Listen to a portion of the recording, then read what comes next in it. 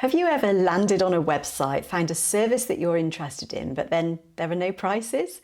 Do you close down the tab in frustration, or do you reach out for more information? Today we're talking about the big debate in the interior design industry.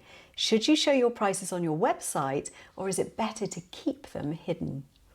I'm Kate Hatherall from the Interior Designers Hub, where we help interior designers to build thriving businesses with confidence. Today we're talking about the big debate in the interior design industry, to share your prices publicly or not. Well, there are of course pros and cons to both sides, and in this video we're going to break them down and look at the different perspectives to help you decide, as the business owner, what works best for your business and your circumstances.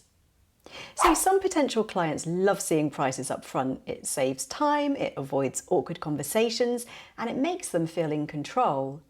But on the other hand, keeping your pricing off of your website gives you the opportunity to sell your value and to tailor your pricing to individual clients. So what's the right approach? Let's dive in. So we're going to start with the case for showing prices on your website. People appreciate transparency. Seeing clear pricing can actually make you seem more reliable and trustworthy, and it removes any suspicion that you might be inflating your rates depending on the client. If your pricing's upfront and consistent, it reassures clients that you run an open and professional business. But there are some clients who just don't want to go through the hassle of emailing or calling just to find out whether they can afford you. They want to make a decision quickly. If they've got to send you an inquiry just to get a price, many of them will just move on to someone else who makes it easier for them. And this is true for high-end clients as well. Just because someone can easily afford your services doesn't mean they want to go through the back and forth. And let's be honest, if someone's budget is way below your starting rate, they're not your ideal client. And by stating your pricing clearly, you're going to prevent time wasters and avoid awkward conversations where someone inquires only to find out that they can't afford your services at all. If you're working at the high end, of course you might not want to display your prices because you're wanting to maintain exclusivity. But for many interior designers, listing prices actually helps potential clients to immediately understand your positioning. Are you in the budget-friendly range as a designer, the mid-market, or the luxury end? Having your pricing there communicates that clearly. Now, on the flip side, of course, there are also strong reasons not to show your pricing. When someone contacts you for pricing, it gives you a direct opportunity to explain your value, to tailor your response, and also, of course, to handle any objections that they may have. If they see a price and assume it's just too high for them, without having any context, then you might actually lose a client who actually would have been happy to pay if they understood the full benefits of what they're getting. Now, of course, interior design is often a bespoke service, and so actually it's really difficult to give a fixed price when every project is different. And even if you say price is from X pounds, clients may still assume that their project will be at the lower end when it could in fact be significantly more. This, of course, can lead to awkward conversations and unrealistic expectations. If you're positioning yourself as a high-end designer, not listing prices can actually work in your favour. It subtly communicates that you're not for everyone and that you work on a more personalised basis. High-end brands, for example, rarely list prices up front because they want to attract clients willing to inquire, knowing that exclusivity comes at a cost.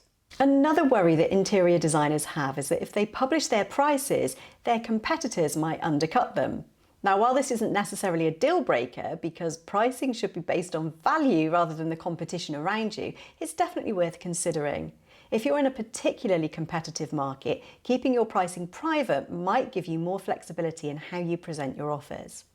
So, what's the answer? Should you show your pricing or should you keep it private?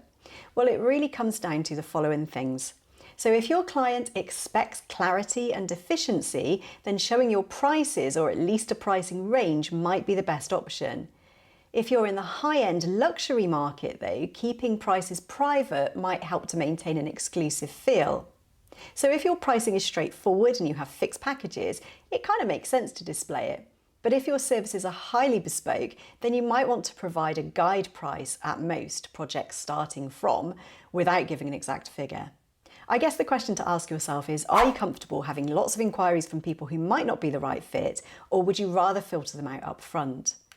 Your strategy should align with how you want to interact with potential clients. Now, a middle ground approach could be to offer a pricing guide download, for example, where visitors enter their email to get an overview of your pricing.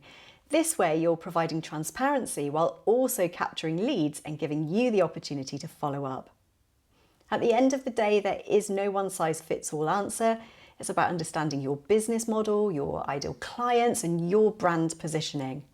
Transparency builds trust, but exclusivity can elevate your brand.